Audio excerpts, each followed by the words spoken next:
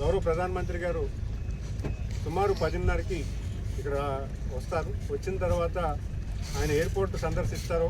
ఒక half an hour వరకు airport సందర్శించి ఆ ఎయిర్పోర్ట్ సందర్శించిన తర్వాత ఎయిర్పోర్ట్ నుంచి సభకు వెళ్ళే దారిలో మనందరికీ తెలుసు, ఉత్తరాంధ్రలో అరకు అనేది ఒక టూరిజం హబ్.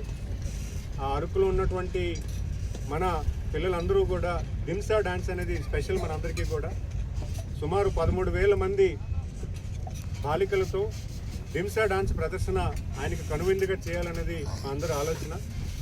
దానికి అన్ని ఏర్పాట్లు కూడా గౌరవ కలెక్టర్ గారు అలాగే 6 జిల్లాలో ఉన్నటువంటి కలెక్టర్లు అందరూ కూడా భాగస్వామై దీన్ని విజయవంతం చేయడానికి అన్ని ఏర్పాట్లు కూడా చేయడం జరిగింది.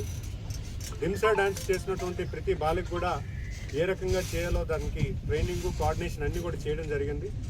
అలాగే గౌరవ ప్రధానమంత్రి గారు కూడా దింసా డాన్స్ తిలకించిన తర్వాత బహిరంగ సభకు వచ్చి ప్రజలందరినీ కూడా ఉద్దేశించి 1 గంటన్నర వరకు కూడా ఒక సభ మాట్లాడడం చేయడం జరుగుతుంది.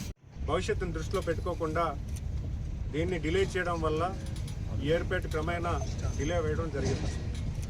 అయితే గౌరవ ముఖ్యమంత్రి గారు మళ్ళీ 2024లో బాధ్యతలు తీసుకున్న తర్వాత నెల రోజుల్లోనే ఎయిర్పోర్ట్కి సందర్శన చేసి ఖచ్చితంగా ఇది మనం 2026 సమ్మర్లో కన్నా ముందే మనం ఇనాగ్రేట్ చేయాలి, 6 నెలల కన్నా ముందే ఇనాగ్రేట్ చేయమని అటు జిఎంఆర్ సంస్థకు కానీ అలాగే మా యువ నాయకులు మంత్రివర్యులు, కేంద్ర మంత్రివర్యులు శ్రీ కింజరపు రామానాయుడు గారికి ఆదేశం ఇవ్వడం జరిగింది.